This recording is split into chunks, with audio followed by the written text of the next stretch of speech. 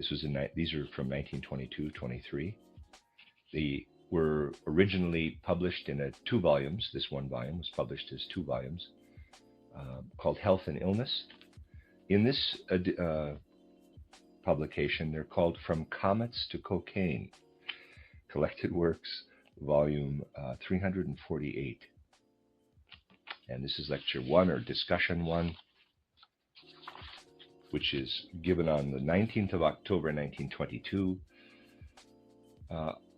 considering the world situation and causes of illness. Dr. Steiner. Good morning, gentlemen. Have any of you thought of something you would like to ask me? Question. Concerning the political situation, is Britain sincere in its dealings with Germany, or is it actually conspiring with France to destroy her? On the one side stand the French trying to suppress Germany with reparations, and on the other hand, the big capitalists. It is the same with Russia. We know that Germany has made a trade agreement with her, but now we learn that France, too, has made one with Russia. Was this done to sabotage the German agreement? Are you perhaps in a position to make a few remarks on these and other German affairs? Dr. Steiner. Well, gentlemen, perhaps this is the reason why lately we have been more inclined to speak about scientific matters than to discuss political problems. It is much wiser to do so for the simple reason that all these affairs you have touched upon lead to absolutely nothing. In reality, nothing at all can come of them. Just look at the present situation. Basically, none of the protagonists know where they're heading. Everything they do is done from fear, is really a product of fear. Other things are much more important than all these matters that are based, for example, on the fact that England does not know what it ought to be doing at the moment. England cannot turn her back on France, because in England the opinion prevails that promises must be kept. It is the general attitude over there that a person is obliged to keep his promises. But to what extent this notion is sincere, well, that's something that has nothing much to do with actual circumstances. Sincerity pertains only to individual human beings. In regard to public life, the most we can say is that a kind of basic principle of fair play is acknowledged, that promises must be kept. One must play the game by the rules of fair play.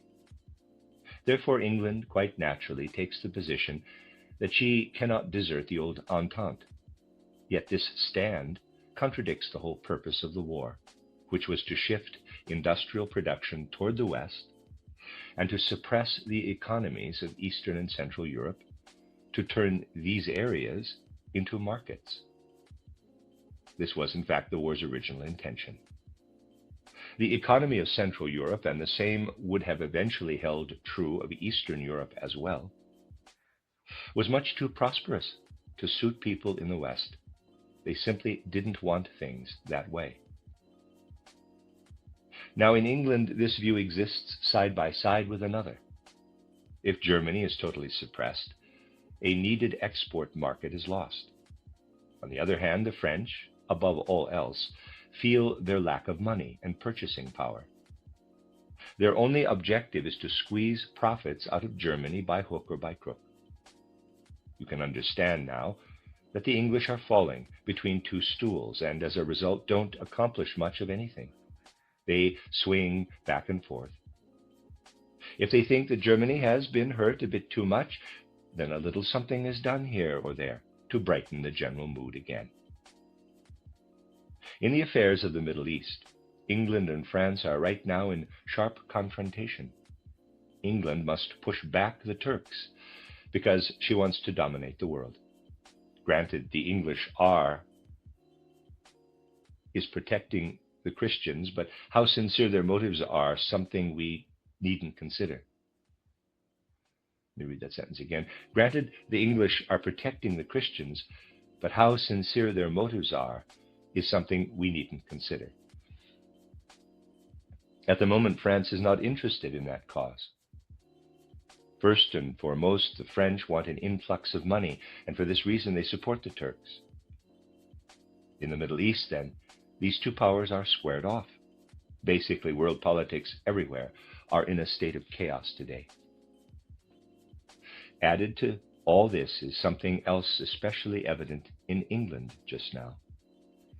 With this, we come to the really important issue, and many people should realize its importance. Everything that is publicly aired and debated is actually of very little importance. What Lloyd George or anybody else says matters not in the least. It is all at odds with the facts. Of course, it isn't done consciously. People imagine they are talking about the issues, but in fact they are bypassing them. Another matter, however, is of much greater significance. In England, Lloyd George is the center of a controversy. Should he or should he not remain in office? Now, why is the position of such a man who can express himself most eloquently in public so precarious? Quite simply, he no longer has strong party support. His backing is minimal. Yet what would happen if Lloyd George were replaced? The minister taking his position would himself soon be ousted. Lord George has to be retained solely because he has no qualified successors. The crux of the matter is that no new people of real ability are coming along, and so we must settle for individuals whose past performances are a matter of public knowledge, because people can no longer discern whether or not candidates are competent and have a real grasp of the issues. Not even the Social Democratic Party can find capable people anymore. It just continues to support the old guard and shuts the door against aspiring younger members. Because everywhere people cannot recognize human ability, graybeards, who have lost the faculty to comprehend the present situation, are being kept in office. This is why nothing is accomplished anywhere. So, today it doesn't matter what a party a person joins. What matters is that we bring about an environment from which individuals arise who have insight into existing conditions and whose words and actions are based only on facts. People's awareness for what is required diminishes daily. Comments like, quote, well, it would be better if the English did this, the French that, and the Germans and the Turks thus and so, close quote, are so much idle chatter. Whatever is done merely from the standpoint of the past cannot succeed. Take an issue of the last 2 days. You'll agree that Germany has suffered greatly from speculation in foreign currency. Even schoolboys have bought foreign money and have, in quotes, made deals in foreign exchange. Somebody with 50 marks one day could buy foreign currency and have 75 the next. Huge sums of money could be made from speculation. So what does the German government do? As you know, it passed an emergency law controlling speculation in foreign currency. Now, let's assume that the government agencies are so clever that they themselves can succeed in speculation. I don't believe they are, but let's assume so. In the next few weeks, there would then be less private trading in foreign currencies in Germany. It is no exaggeration that boys 13 and 14 years old were trading in foreign money. What would happen if all this were stopped for a few weeks? A huge gap would arise between the price of necessities like groceries and the amount of money people could afford to spend on them. For example, in Germany today, one cigarette costs 7 marks. Well, people will pay that amount. Why? Because of the speculation in foreign money. You know that an old man today can't afford 7 marks for a cigarette, but young people who have made all kinds of money speculating can. Now, if this source of income were to cut off, soon no one would be able to buy a good cigarette. This is just one aspect of the matter. Another is that wages would have to be lowered in the cigarette industry. Then you would have the discrepancy of consumer goods being kept at their former prices and consumers unable to afford them. A new crisis would arise, and this is in fact just around the corner. Everything is done on the spur of the moment, which ensures that one crisis follows another. And all this because people see only what is closest at hand. No results can be achieved in this manner. The only way to get out of the present chaotic situation is to have competent people in office again. To achieve anything, we must have people who know what they're doing. But present conditions tell us that nowhere are capable persons being trained or educated. So we must see to it that we start educating people again in a way that makes them capable. Things won't progress by the cliches and vacuities people utter. All this is worthless. Just look at any newspaper. You may even happen to like one because it represents your party. But regardless of their political persuasions, the facts they publish are worthless and lead to nothing. For this reason, it's almost a waste of time to occupy oneself with world politics. The field is barren. The only thing that needs to be considered is that once again, education should produce competent people. Competence is what we should aim for, because today nobody knows anything. Those powers confronting the Europeans know the most. The Turks, for example, know exactly what they want, as do the Japanese. They want to further their own cultures, solely their own. Strangely enough, Europeans are indifferent about theirs. You can see now why one is reticent to talk about politics. It's like going to a party and discovering that everyone is indulging in platitudes. You lose interest in joining in. That's pretty much the situation in politics these days. Not long ago, Lloyd George delivered a speech. If you want to give a figurative description of it, and you said it resembled a pile of chaff in which a few grains of wheat yet remained, then this comparison would not be quite accurate. You should say, rather, that there was no substance to it at all, that every last grain had been flailed out. Only then would we have a true picture of the speech Lloyd George gave a few days ago. Yet I can say, without a moment's hesitation, that it was the most significant address delivered by a statesman in recent weeks. You see, even though his speech was vapid, he did have his fist where his mouth was. He did not actually do so, but one can imagine him pounding the table every so often. That's one thing he can do. His words are empty, but there is something in his fist. It's the same everywhere. I've stopped reading the speeches of Wirth because the few lines that appear on the front page of the Basel newspaper tell me enough. It's quite clear that his whole speech amounts to nothing. It's also much hot air, and it's pointless to become elated or depressed about any of it. The thing is, anyone who is really sincere in his regard for humanity must say to himself that everything hinges on our finding competent people who can understand something of the world's problems and who can think, truly think. For if one considers the remarks of Lloyd George, and perhaps he is actually the most capable of all these politicians, one discovers that he has never had an original thought. He can hold on to his position just because he has no thoughts. Thus he can vacillate in one or the other direction, and what he says is really trite. Were he ever to utter a thought, were the Union Party, the Conservative Party, and the Labour Party to discover where they all stood with him, he would of course be thrown out of office. His whole skill consists in speaking in such a way that the others can't discern how they fare with him. If somebody's speech is continually inane, no one knows what to make of it. His great asset is his lack of thoughts, one he can only make use of because he himself does not know where he stands. These are the conditions today, but this wasn't the case a few years ago. 2 or 3 years ago, one always had to say, quote, something must be done before it's too late, close quote. But now it is too late.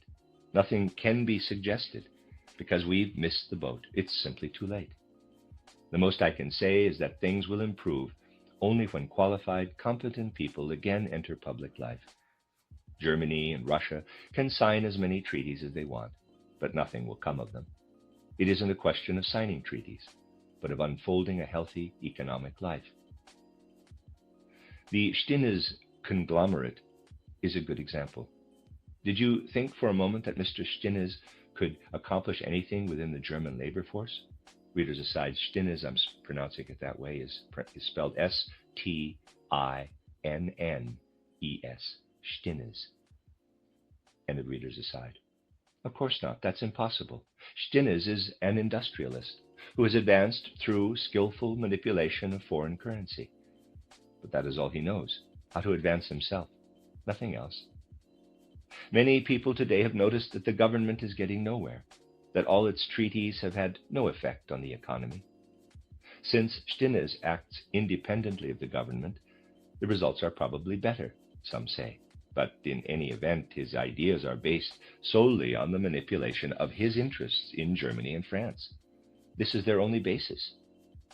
Look at the Stinnes agreements, and you'll see what heavy financing they would require. What Stinnes intends to do must be financed somehow. Things are at such a pass, however, that to finance such ventures would just about deplete all one's resources, would mean felling all Austria's forests. Naturally, a person can talk about all the things he would like to do, when in reality none of them can succeed. As soon as he tries to carry one out, it won't work. People have seen that government treaties lead nowhere. No economic growth results from them. Stinnes's ventures are independent of government help, so it is hoped that they will produce results. But it won't work. It doesn't matter that he naturally works arm in arm with other big capitalists. His plans cannot be realized because even he will not be able to finance them. Hence, Stinnes offers no solution.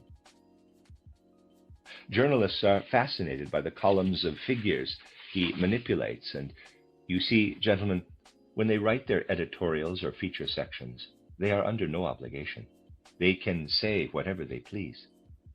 You probably haven't saved them, but if you compare the articles written in 1912 with those written today in the same paper, Reader's Aside 1922, the end of Reader's Aside, you will discover a curious thing. After all, newspaper articles are ephemeral. No one gives them a second thought, and so journalists can make them as, in quotes, interesting as they like. Anyone who feels responsible for his statements, however, and does not fabricate articles at random, knows that all of them are nothing but rubbish. This is the situation everywhere. Because people have no original ideas, things have become desperate. Above all else, we need original thoughts, new ideas. Without these, everything will go to ruin. In Germany today, it takes 215 marks to buy a toothbrush. But what are 215 marks? Not even 1 franc. This sounds cheap to us here, but where does a German get 215 marks? Other consumer goods are proportionately more expensive. Today, no one can afford an umbrella, but it can't be helped. When I was in Vienna, I once went by taxi because I was in a hurry and it happened to be a holiday. The distance was half a mile, no more.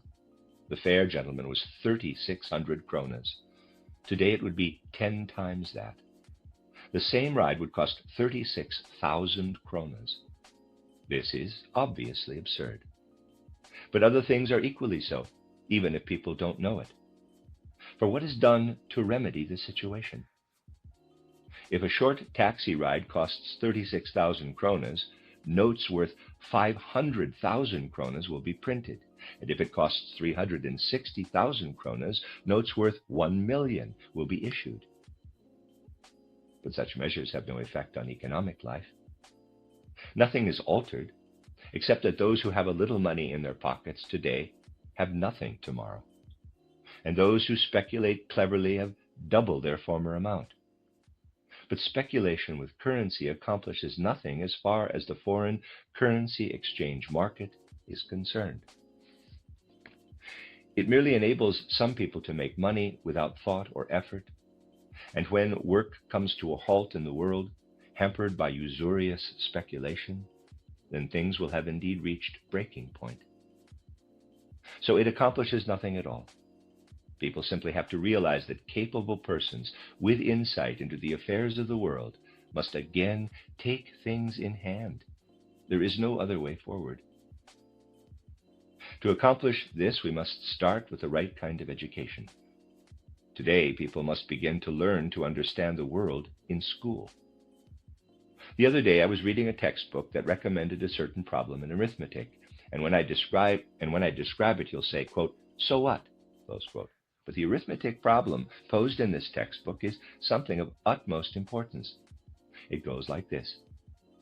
One person is 85 and 2/12 years old. Another is 18 and 7/12 years old.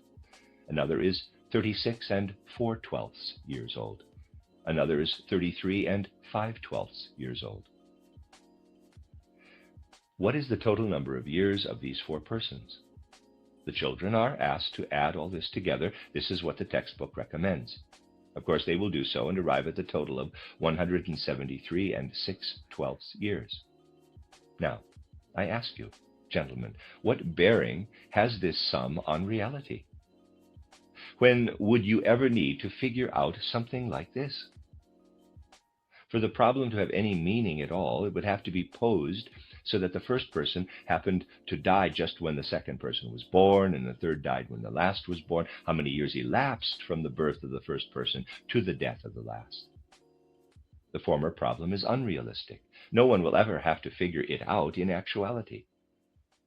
Giving children problems like this amounts to giving them the most abstract arithmetic imaginable. Children are required to apply their good sense to working out things that are quite unreal. Well, the person who dreamt up this problem knew no more than that things could be added up. Now let's consider this case. Someone was born on a certain date, went to school until he was 14.5 years old, and then served as an apprentice for 5.5 years. Following that, he worked under various masters for 3 years and then got married. 4 years later, he had a son, and when the son was 22, the father died. By adding up the years, we arrive at the man's age, which is 49. This is something concrete, something real. Children are led out into real life when they are given problems like this, and this applies to all situations. Otherwise, they sit for an hour over something that never occurs in actuality. But no one is shocked by this. If you point this out to people, they reply, quote, "It doesn't matter how children learn arithmetic," close quote. They don't think it's terribly important. But it happens to be of prime importance. For the people who read rubbish in textbooks as children will eventually spout it as adults. They'll talk nonsense, nothing but nonsense. From all this, you can understand the need for a renewal in education. The educational method I have spoken of bases everything on reality. From the very beginning, it leads the human being into reality. This is what actually counts, and this is also why conditions will invariably worsen if people do things as they have in the past. You can start as many newspapers as you like, but if they are written in the same tired spirit, the same chaos will remain. This is why it is so important today for us to occupy ourselves with matters that will turn people into thinking human beings. For this to happen, however, we must see to it that teachers and textbooks do not present arithmetic problems like the ones cited, but only those that apply to life. Unfortunately, children are also learning languages, science, and social studies in that unrealistic way. Everything is divorced from reality. I've told you that in England it is customary to give those who receive a Master of Arts degree a medieval gown. This had meaning a few hundred years ago and was a reality. Today it's different. Today someone can be a consultant to the government or something else, and it means absolutely nothing. Things are just the same in those countries that underwent revolutions. You must realize that a complete change in education is called for. Everything depends on that. Does anybody else have a question that concerns you? Question. It is claimed that the appendix may be removed without harm to the patient. We know that frequently this and other organs are taken out in operations. Earlier we discussed the significance of the internal organs, and I would like to know what effect it has on a person if he is missing any. Dr. Steiner. I can only answer this question after we have considered something else first, which I shall gladly do now. Additional question. In recent lectures, we have discussed the influence of the planets on man. I am interested in hearing more about this. Dr. Steiner: What I have to say now will have a bearing on it. I shall answer these questions today and see how far we get. But first, I would like to tell you a story to demonstrate the kind of knowledge we will be pursuing from now on. In the early 90s of the last century, about 30 or 31 years ago, an official North American trading and transport company held a convention. Invited to this meeting was a prominent financier named William Windom. By the standards of those gathered there, he was a brilliant man, a person whom one immediately recognized as an authority. He was expected to give an address at this convention, and indeed he did so. Windom began his speech by saying, quote, "We need to reform our whole trade and transport system, for as they are today, they contain something unhealthy," close quote. He then went on to explain what money is. In his fairly short speech, he touched on the significance of money. He said, quote, "Well, gentlemen, I have now analyzed national economic matters for you, but the point is that one realizes that the whole thing does not work. However much the currency circulates due to commerce and passes from hand to hand, that does not determine what in fact makes national industry sound. What does make an industry sound are the moral concepts that people have. Unless moral concepts also flow through commerce, and money circulates in such a way that moral concepts are tied in with it, we get no further," close quote. That is what he said. Windom said that immoral concepts in commercial and industrial life is like having poison in the human bloodstream. If immoral concepts accompany the circulation of money in transportation and industry, it is as if poison were to contaminate the blood in the arteries. Just as a person becomes ill from poison in his system, so does the economic body become unhealthy when poison, that is, immoral concepts, runs through its network. Now, it struck his listeners that Mr. Windom became a bit gray as he spoke of arteries in the context of economic life. They were surprised that someone who had previously spoken only of matters pertaining to economy and finance, who had in fact begun his speech on these subjects, should suddenly use this rather apt analogy and even elaborate on it. He described in detail how poison penetrates the blood and referred to moral concepts. This was indeed a change of subject, and after uttering the words, quote, "Immoral concepts go like poison through the arteries of industrial commerce," close quote, he collapsed. He had a stroke and died on the spot. Here you have an example of the phenomenon I have often mentioned, and from which we may learn a great deal. It is quite obvious what happened here. The speech certainly did not kill him, because he was not even excited at the time. He would have had a stroke even if he had been doing something completely different. The conditions for it were simply present in his system. By no means was the stroke brought on by the speech, although it conceivably hastened it by an hour. In any event, his system had been predisposed to a stroke for a long time, and he would have had it anywhere else as well. The other point to be observed here is that he suddenly left his topic and began to describe his own inner condition. This he did quite logically and within the boundaries of his talk. Imagine, the man stands before his audience and speaks to them about something thoroughly economic. Suddenly the course of this thought changes as he turns rather gray. He keeps to the theme of his address, but what he describes now is his own condition before death.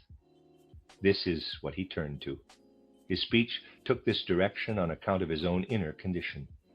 Much can be learned from this, which also happens in other less drastic forms. Let us suppose a speaker loses his train of thought. This is something I have witnessed more than once. The speaker usually faces his audience confidently at first, but having lost his train of thought, he makes a slight movement and glances downward to where he has placed his top hat, which his speech is under. After he has found the thread of his thought again, he can resume talking. Something like that can happen. I once saw a mayor who got stuck after the first 10 words pick up his hat and bravely proceed to read the speech right off. The mayor could read, but if he had continued to talk without his notes, if he had spoken impromptu, well, nothing but twaddle would have come out. He could read, otherwise his speech would have amounted to nothing. How did William Wyndham fare? The conditions for the imminent stroke were in his system. If we consider man's whole constitution, it makes little difference whether we are in the situation of William Wyndham or of the mayor. The mayor could read, as we saw, and so could the man who suffered the stroke. But where did William Wyndham read? He read what was happening in his own body. He simply read from what was going on inside him. From this you may see that what spiritual science has discovered is correct. Whenever we talk, we are actually always reading something that is going on within us. Naturally, what we say is based upon our external experiences, but that mingles with what goes on in our bodies. Our utterances are actually read off from our inner processes, which of course do not always have such sad consequences for us as a stroke. Every time you say something, even if it's only 5 words, you read it from within your body. If you jot something down, 5 days later, you can read it in your notebook. And if you commit it to memory, then it becomes part of the script within you, and you can read it from within. It is the same process as reading from a book. The act of reading is the same, whether done from without or within. Only the direction in which we look is different. It doesn't matter if you have noted 5 nails, 7 hooks on paper or in your brain. If you have noted it in a book, you can read it off from the page where it was recorded. If you have made a mental note of it, a brain cell imprinted with 5 has linked itself with others carrying the messages 7 nails and hooks. A whole loop has come into being in your brain. And without being aware of it, you look at these loops within yourself and read off the mental notations. This is what we are led to realize from examining such an extreme case as William Wyndham's. I have mentioned another example that we may briefly recall now. This incident concerns Carl Ludwig Schleich, a well-known doctor, and was reported by him. A man came rushing up to him and said, quote, "I've just pricked myself with this pen. Look, there is still ink in it. You must amputate my right arm, or I'll die of blood poisoning." Close quote. Schleich, whom I knew well, he died just recently, told me this himself. He said to the man, quote, "What's the matter with you? As a surgeon, I cannot take the responsibility of amputating your arm. The ink just needs to be sucked out. It's really nothing, and it would be nonsensical to cut off your arm." Close quote. The person replied, quote, "If you don't, I will die. You absolutely must take off my arm." Close quote. Dr. Schleich said to him, quote, "I won't do it. I can't cut off an arm for no reason whatever." Close quote. "Well," said the patient, quote, "then I will die." Close quote. When Schleich let him go, the man rushed to a second doctor to ask him to amputate.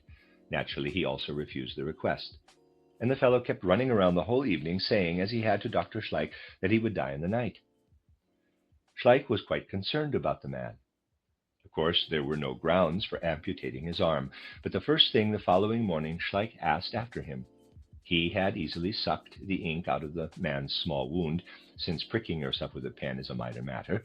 But when Schleich arrived at the man's house the next morning, he found him dead. He had indeed died. Now, what did Schleich say? He said that the man had died of autosuggestion, that he had talked himself into dying, and that his own thoughts had killed him. It's true that in a case like this one speaks of autosuggestion, but I told Schleich that even though all kinds of things happen through autosuggestion, it cannot account for a death like this. To say so is nonsense. Schleich did not believe me. What really happened? Only one who fully understands the human being can discover what really occurred in this case. The doctors performed an autopsy and found no trace of blood poisoning. There was no sign of anything amiss, and so they were satisfied with the conclusion that death had been caused by autosuggestion. But here too the real cause was a stroke that would have been difficult to diagnose, and as you can imagine, had been building up for several days. The conditions for the stroke had been mounting in the delicate organs for days. The man dimly saw this happening within himself, just as Wyndham sensed that poison was penetrating his arteries moments before he was stricken. One can carry on for a long time without any apparent change on the surface, while within the conditions of death are maturing. The man in question somehow sensed this, became nervous, and pricked his hand. He would not have done so otherwise. Up until this moment, he was not aware of what was occurring within him and what was going to happen. But when he pricked himself, he said what he could not have said before, quote, "I shall die from the pinprick."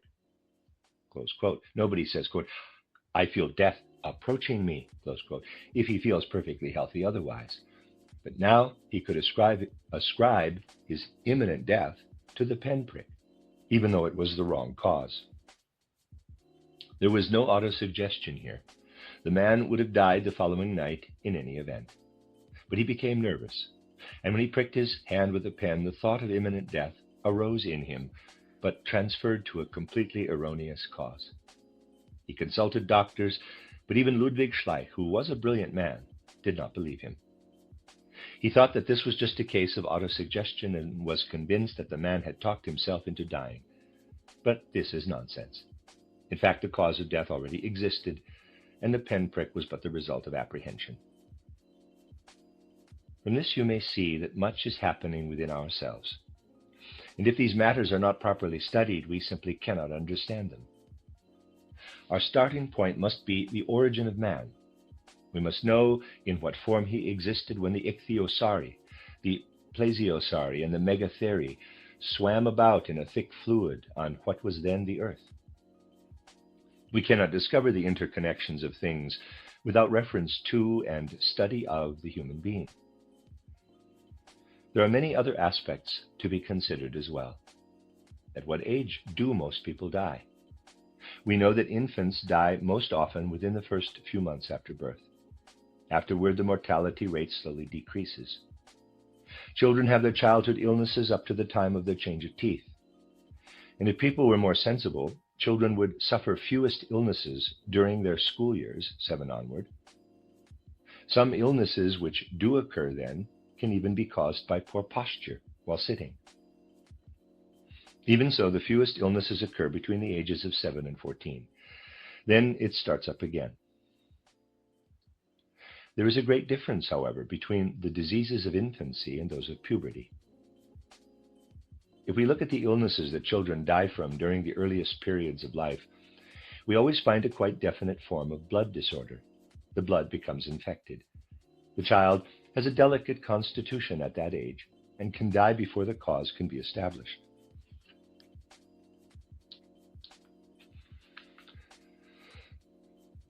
In fact, the child would develop jaundice. When an adult has an infection of the blood, the condition progresses to the stage of jaundice, which generally can be cured quickly. The infant, however, dies before reaching this stage. Many children get diarrhea, which cannot be cured by the means one uses with adults. External remedies, such as enemas or compresses, must be used, but it's worthless to give a child medication. Children also get rashes and blisters that spring up mainly on the tongue, and all the other childhood diseases that sprout up from within, scarlet fever, measles, and the like, as though the whole internal constitution were, in quotes, blooming. Adults can also get these illnesses, of course, but they belong essentially to childhood. They predominate during the early ages, and then decline after the child gets his second teeth. These illnesses, which call for a careful diet and preferably external treatment, do not occur in this form after the second teeth. It is difficult to discover what causes infected blood in a child. It arises from deep within the system. Convulsions, so-called childhood spasms, also frequently afflict children. The illnesses that human beings contract during puberty are completely different. You need only consider the complaint of young girls. They develop anemia, a problem caused by the body not properly nourishing the blood. When a child has an infection of the blood, something else within the constitution contaminates the bloodstream. When a girl has anemia, the blood itself becomes ill. It is one problem if something within the system is infecting the blood, and quite another if the blood becomes diseased. It is quite a different problem if the blood becomes sluggish, as it may, for example, in a boy or girl, a condition that then leads to hemorrhoids. Thus it is that in 2 periods of his life, man is particularly prone to illness, up to the age of 7 and between the ages of 14 and 21. In the intervening period, he is predisposed to health. It is important to understand that the human being is not at all times equally prone to illness, that the times vary, and that the illnesses have a completely different character at these various times. A study of this can lead us ever deeper into an understanding of the human organization, and in this way we can begin to understand the functions of the inner organs. You see, on the one hand, you have the case of Mr. William Wyndham, who suddenly starts to speak of his organs as death approaches. On the other, you have the appearance of diseases in early childhood and the teens, which tell us that different processes occur during the successive stages of life. We must learn to decipher what occurs in man. We must learn to read these processes. When a child gets rashes or red patches on the body, for example, we must understand what is happening internally. Only when we have learned to read his inner processes can we arrive at a real knowledge of man. If you merely put a dead human being on the dissecting table and only examine an individual organ, the removal of which causes no special effect, you won't discover anything pertinent. A diseased spleen, for example, can be surgically removed and the operation can benefit the patient. He will be in better health for a period of time than if the spleen had remained in his body in its diseased condition. If you simply look at a spleen that has been surgically removed, you won't see what distinguishes it from, say, the stomach. Yet if the whole stomach is removed, the patient has a difficult time. This is risky, and in the long run, someone with an artificial stomach cannot expect to have good health. There are organs that simply cannot be taken out, both lungs, for instance, and least of all the brain. If a certain spot in the brain is hit with a mere needle, the person will die immediately. The elephant also has this spot in his brain. If you make a puncture there and hit it precisely, it need not even be cut out. This huge beast will be instantly killed. You may remove its spleen, however, and the animal will live on for many years. Thus, you see, it makes a difference which organ is removed from the body, a spleen, an appendix, or something else. To grasp this fact, we must thoroughly study the human being. Remember what I have said about these little brain creatures, these cells representing memory that I have sketched here. They are still soft and alive in the small child, and only gradually harden. Only when a child reaches his 7th year and has gone through the change of teeth have they hardened sufficiently. Then, at the onset of puberty, other cells called leukocytes started to move about more freely in the blood. They go through the whole bloodstream and become more active at puberty. Before that time, they move about sluggishly. There are 2 periods in our lives when conditions arise that make us prone to illness. The first occurs from infancy to 7, when the organism, or actually the soul within the physical organism, must exert itself to mold and harden the brain cells. The second falls at puberty, when the soul must take pains to give mobility to the leukocytes, those little creatures contained in the blood. To use an analogy, if you are building a house, you must use mortar that will properly harden. Otherwise, you will not succeed. So it is with the brain cells. They must harden sufficiently. When they do not, children become victims of this or that disease. We shall go further into the causes of these various illnesses next time. After puberty, one is dealing with millions upon millions of white blood corpuscles. Until then, they are sluggish. And if they were a herd, it would take a great many shepherds to get them going. If this goading impulse is absent, anemia results. So we see it depends on these aspects that in the early years of childhood and again at puberty, certain illnesses may appear. If the human being is studied like this, we can gradually grasp all the interconnections. Indeed, we cannot accomplish anything in the social realm, either unless we know these facts of natural science.